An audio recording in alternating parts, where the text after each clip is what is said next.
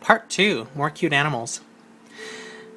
Being in Coalland, I ensured quality control, I ensured the vibe, I made the hard decisions, and while I didn't do this alone, I was the one ultimately responsible for this.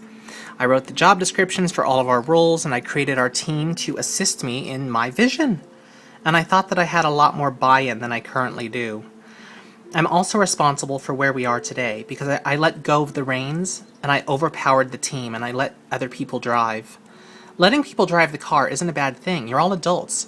But by allowing too much of that, the willingness to follow and stay innocent and childlike in my fantasy land has sadly left. As a whole, you don't need a protector and you don't want one and you don't want a visionary. You guys have grown up and you guys have outgrown what this clan is. This clan is a fantasy, a beautiful fantasy, but it only lasts as long as we're willing to stay asleep and dream and to put our trust in someone else, a parent.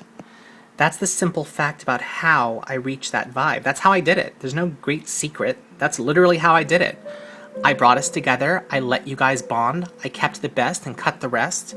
The friends you have are the friends that I've chosen for you. You may disagree with me, but nothing like this breakdown has happened in the last year until I stepped away for a little bit and let go of that control. And while it's really positive to express and deal with leadership and your feelings, there have been many unsubstantiated, general, and even truly vicious statements that are pure lies or issues that were unknown to me until this moment, and a lot of blaming.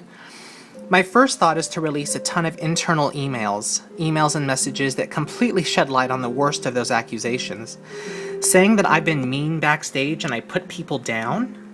One super sensitive soul among us has received so much care and one-on-one attention from me, and I reread the emails that we exchanged when they needed help and they were feeling stressed, the same events that they talked about as if I was mean to them, and I was nothing but kind and caring and loving. I offered them solutions, support, specific suggestions, how to get through things. It is beyond wrong that not only has this person accused me of the meanest things of all of you guys, but that when they were throwing me under the bus and slandering my character, nobody else in those conversations stood up for me. Nobody said, Cole has always been on our side and he loves us. I trust him. Let's ask him to chat and we know he will share his heart with us and give his time and answer every question that we have.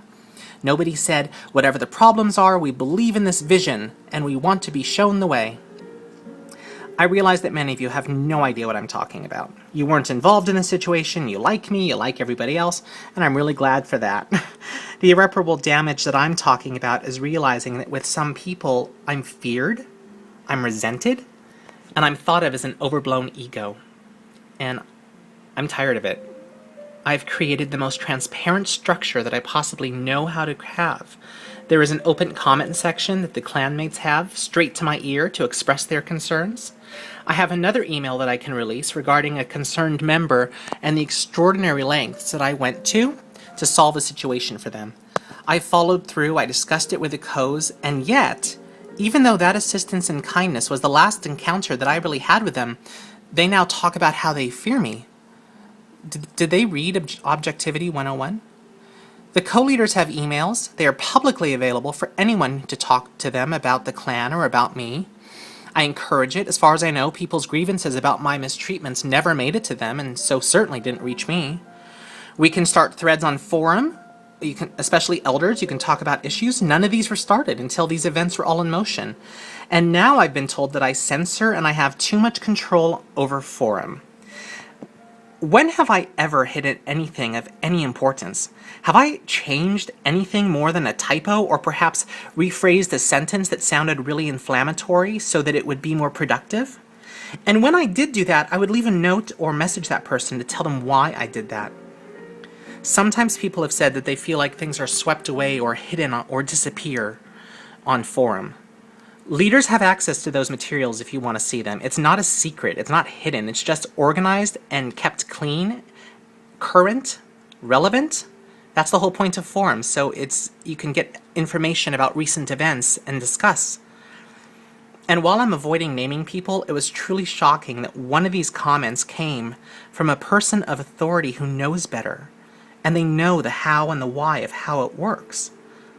But even they expressed distrust in me. I mean, what am I, Vladimir Putin? Do I make people disappear? When we cull, which is another relatively transparent process, it's because of that person's actions. I don't have anything to do with it, and I can't control them. That's yet another topic that I wrote about. 2 people were recently cut who were inactive for several weeks. I made that decision, and it was the right decision. And in the past, that decision would have been accepted.